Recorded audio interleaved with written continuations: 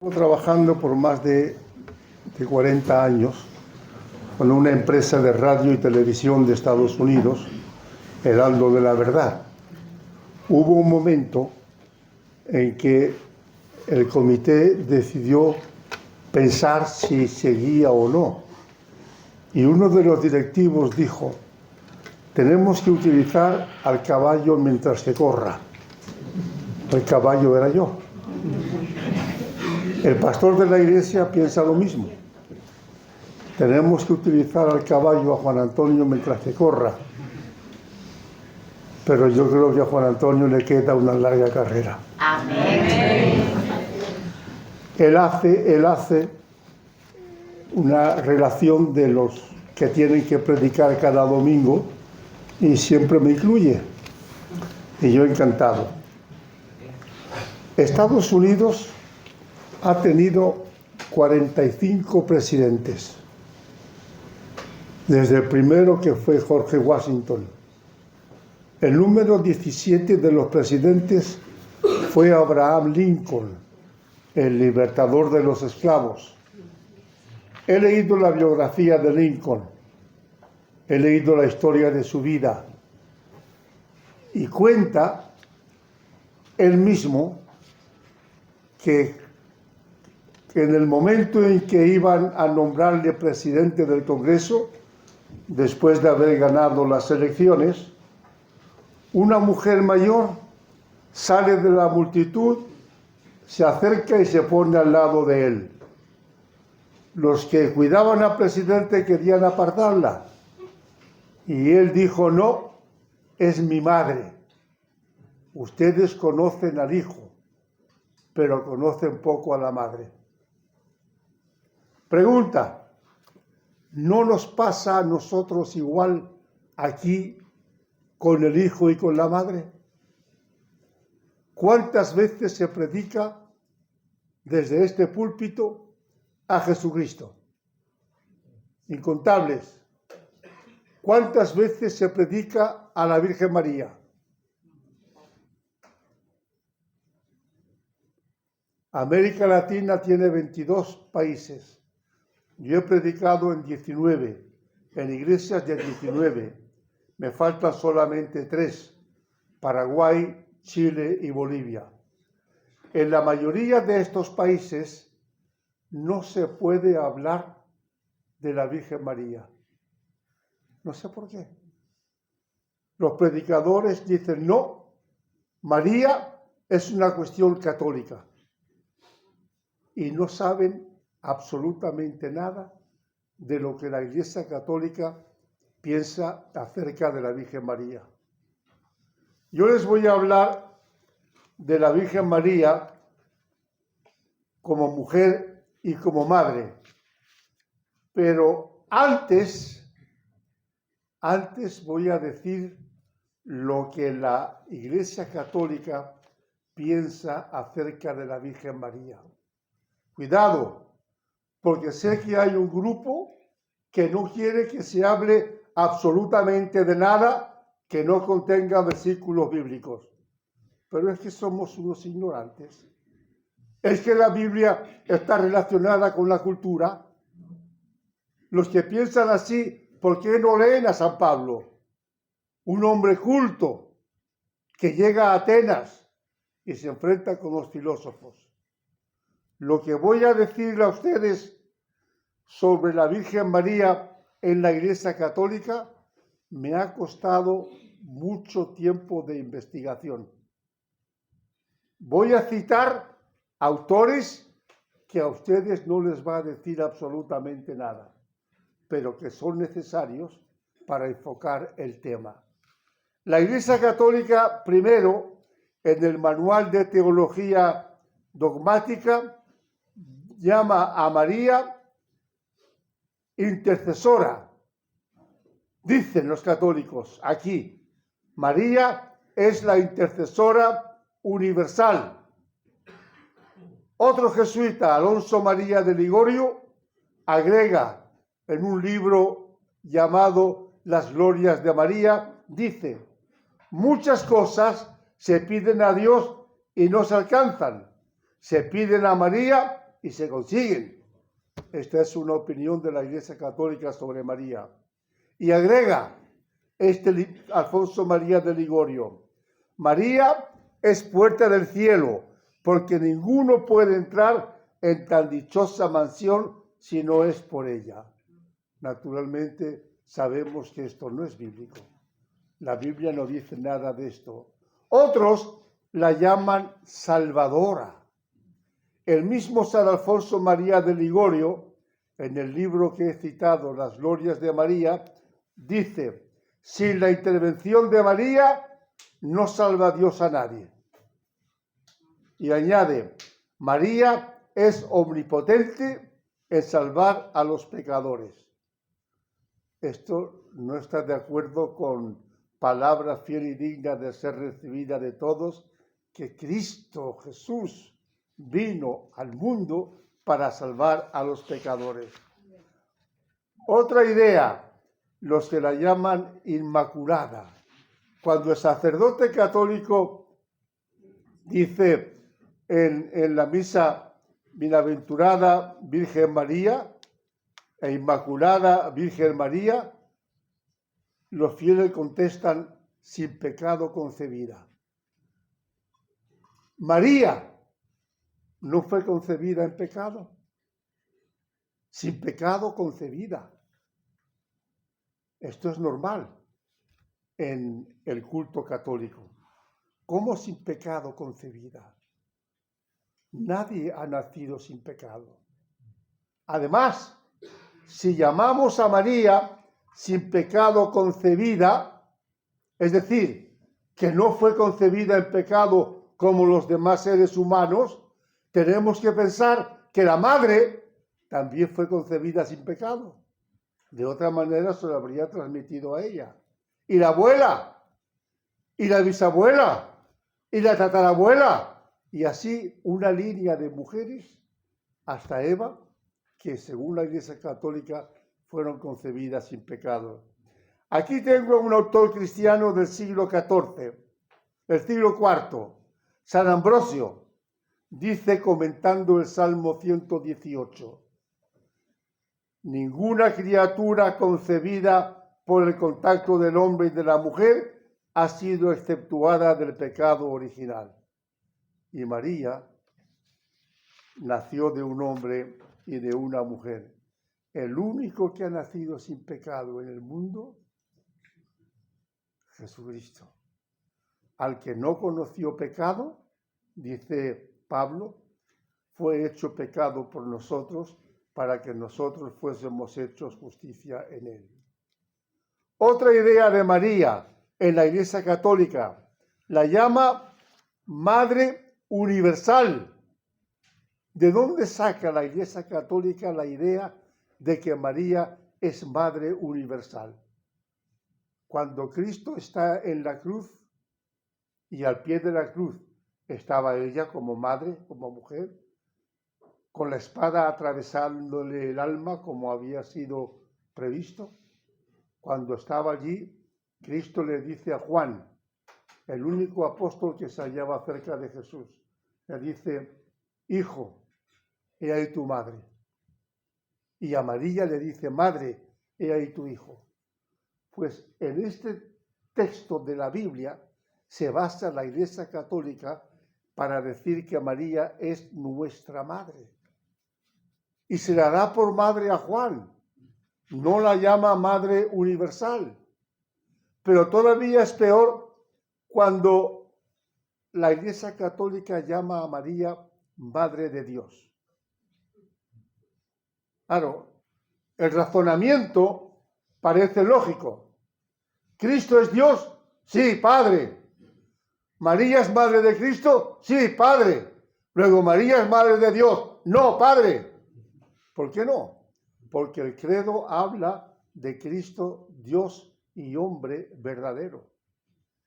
María fue madre de la naturaleza humana de Cristo, pero no de su naturaleza divina. Porque San Juan dice en el prólogo de su Evangelio: en el principio era el Verbo, la palabra, el Verbo era Dios y el Verbo era con Dios. Luego el Verbo, Jesucristo, era antes de María. Porque el Verbo era Dios. Y como Dios, Jesucristo no tenía madre. Tuvo un padre en el cielo, pero no tuvo madre en la tierra. Como hombre, sí. Como hombre tuvo madre. En el principio era el Verbo. Sigue diciendo la Iglesia Católica, más recientemente, concretamente, de acuerdo a mis investigaciones para ustedes que he llevado a cabo, concretamente el 1 de noviembre de 1950, es decir, antes de ayer, el 1 de noviembre de 1950, el Papa Pío XII declaró el dogma de la Asunción de la Virgen María. ¿Qué quería decir el Papa? Que María subió al cielo en cuerpo y alma. Esto no es lo que dice la Biblia. Inmediatamente de morir, María subió al cielo en alma, en espíritu, porque allí estaba el Hijo y estaba el Dios que la había llamado. Pero no en el cuerpo. Cuando Jesucristo muere, según la historia cristiana de los primeros siglos, Juan se va con María a Éfeso y allí muere María. Yo he estado en Éfeso varias veces, en Turquía, y allí hay una catedral dedicada a la Virgen María. Allí murió y allí está enterrada. Subió al cielo en alma, naturalmente. Era la madre de Jesús. Subió al encuentro del Hijo y con el Hijo estuvo desde entonces, pero no subió en el cuerpo. El cuerpo quedó enterrado en la tierra como todos los demás cuerpos. Hasta aquí lo que la Iglesia Católica piensa acerca de la Virgen María. En Éfeso hay un templo construido por la Iglesia Ortodoxa en honor a la Virgen María, que está enterrada, según dicen, en ese lugar. Bien, pero teniendo en cuenta lo que la Iglesia Católica dice de María, a esta mujer no debemos olvidarla desde el púlpito. No entiendo por qué predicadores de las iglesias de Cristo en América Latina con los que yo he hablado, no hable usted de María, porque María es católica. ¿Quién lo ha dicho? ¿María existía antes del catolicismo? María no es católica. María es la gran mujer como mujer, la gran mujer y la gran madre de la Biblia. Fue elegida por Dios para que de ella naciera el Salvador del mundo. Las que son ustedes madres, y aquí hay muchas madres, pueden aprender de la Virgen María, de la bienaventurada Virgen María, pueden aprender de ella como madre. ¡Qué madre! Una madre única. Ojalá los que niegan a María la ensalzaran como madre. La madre en el parto. Yo imagino a María como llena de alegría cuando se siente en la preamar del embarazo. Tuvo que haber sido, ¿pueden ustedes pensarlo? Lo que significaba para una muchacha de 16 años que Dios, a través del Espíritu Santo, le dijera que iba a concebir, que a través de su cuerpo iba a nacer el Salvador del mundo. ¿Pueden ustedes pensarlo? ¿Qué sentiría aquella chica tan joven a medida que su vientre se iba hinchando? Y a medida que la Virgen María iba acariciándose, estaba en la pleamar de la alegría cuando ella estaba de parto. El parto de la Virgen María tuvo lugar, esto lo he sabido, ya digo, el nacimiento de Jesucristo. La Virgen María dio a luz, como sabemos, en una posada. Hay que leer a Giovanni Papini cuando habla de la posada, que no era una posada tan mala, en un pesebre de Belén. Allí estaba la Virgen María como una madre responsable. Dice que cuando nació lo volvió en pañales. ¿Ven ustedes a la madre ya preventiva? Ella llegó con José hasta Belén, pero a punto de dar a luz. Imagino que José la llevaría en un borriquito, como era costumbre en aquellos tiempos. Pero ya iba preparada.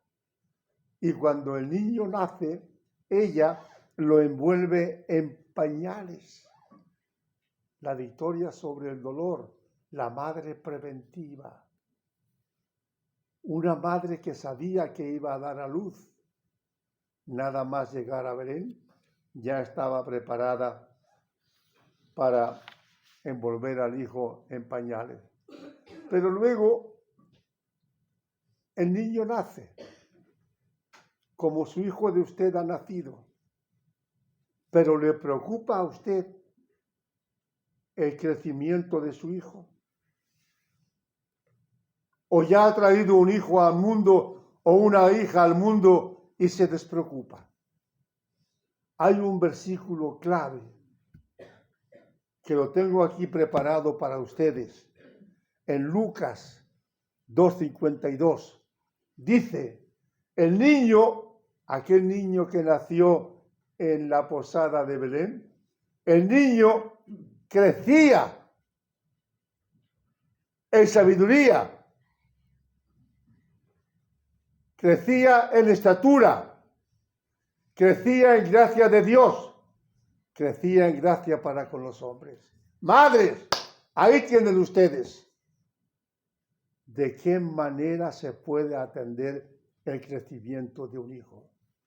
Primero, dice Lucas que el niño crecía en sabiduría.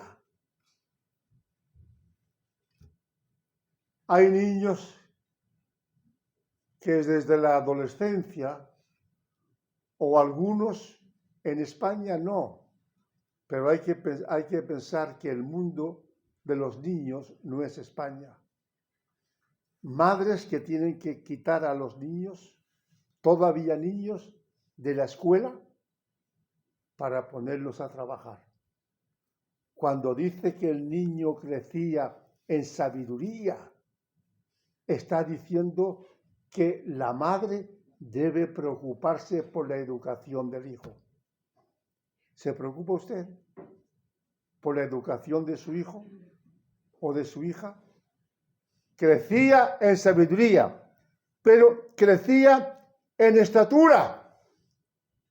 Ya era un crecimiento no cultural, sino físico. El niño crecía en estatura. El niño no puede quedarse enano. El niño necesita ser cuidado, alimentado previamente, para que pueda crecer, desarrollarse físicamente de una manera normal para el niño. Crecía en sabiduría, en estatura y en gracia para con Dios. Qué bonito. ¿Usted ha enseñado a su hijo o a su hija, a medida que van creciendo, que lo hagan en gracia para con Dios? En gracia de Dios. Y Juan Antonio, ¿cómo? Leyéndole la palabra, orando con él, trayéndole a la escuela dominical, interesándose por su vida religiosa y por su crecimiento espiritual. El niño crecía en gracia de Dios y añade, y en gracia con los hombres. Un crecimiento social de respeto a los humanos. ¿Qué les voy a contar? Yo me leo todos los periódicos cada día y veo la televisión, todos los programas. no hay respeto entre algunos niños para con personas mayores. No hay respeto. Y no hay respeto porque los padres no los han enseñado a respetar a los mayores. El niño Jesús crecía en sabiduría, en cultura, crecía en estatura, crecía en gracia para con Dios y en gracia para con los hombres. Enséñele eso a su hijo o a su hija. Nada más que eso, que a medida que van creciendo, lo hagan en una actitud de respeto hacia el ser humano, hacia los mayores, y en una actitud de consagración a Dios. María la vemos aquí como una madre preocupada por el hijo.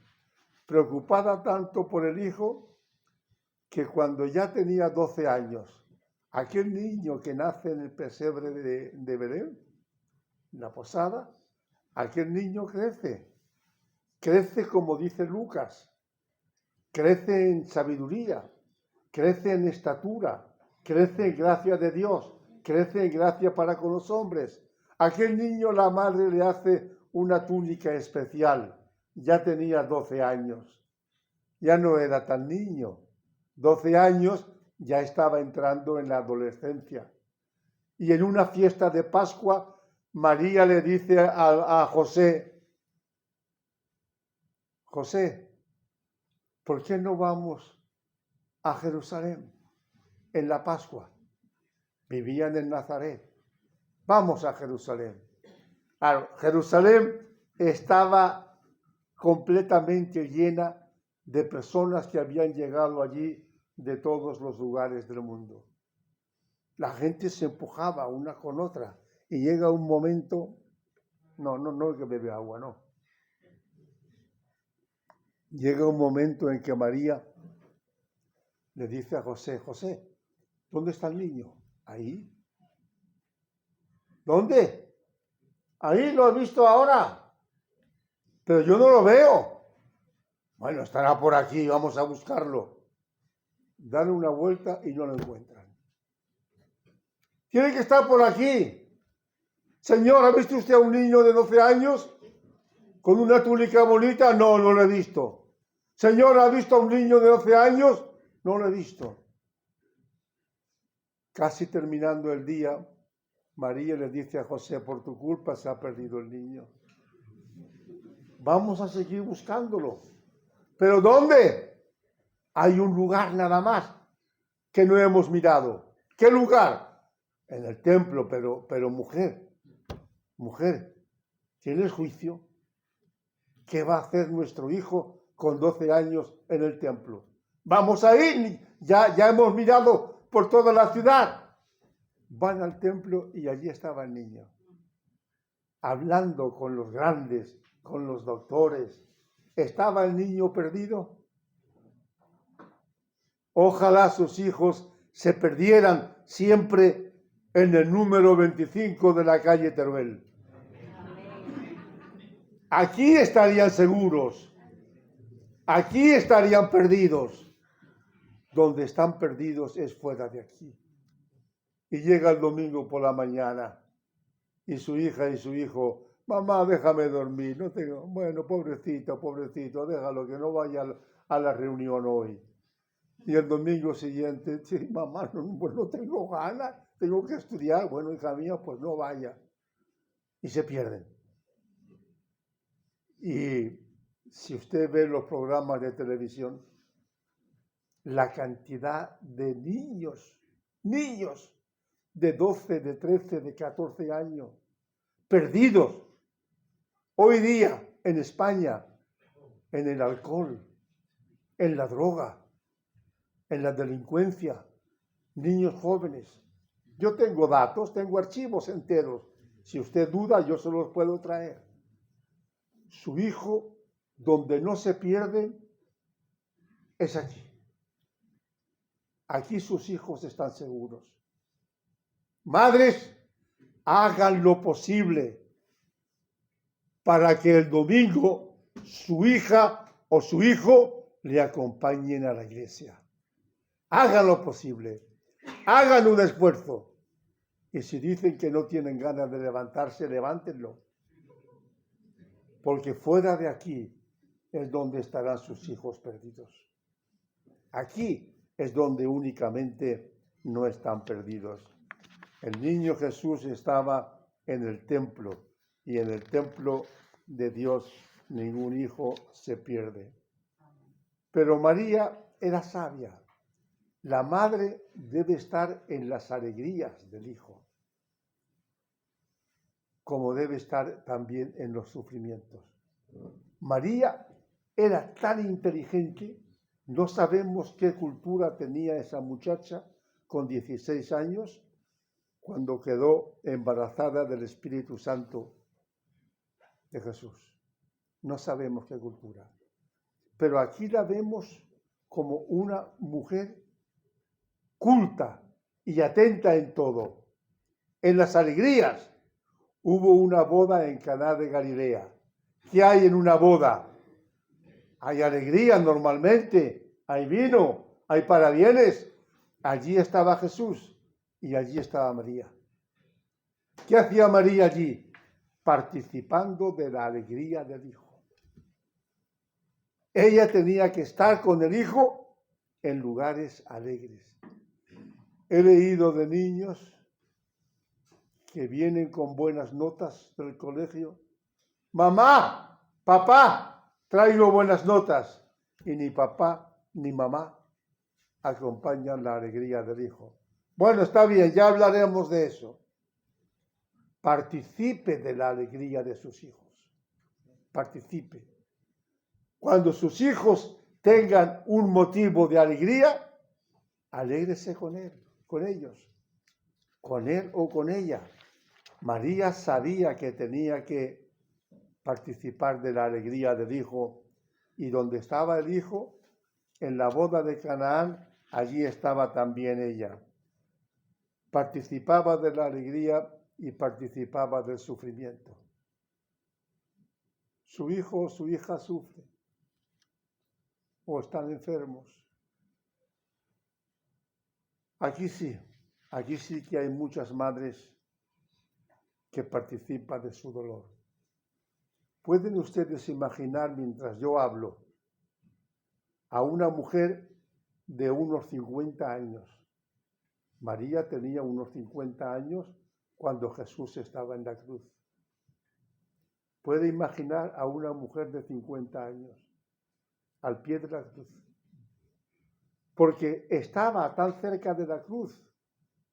He dicho que la madre debe estar donde el hijo esté participando de alegrías.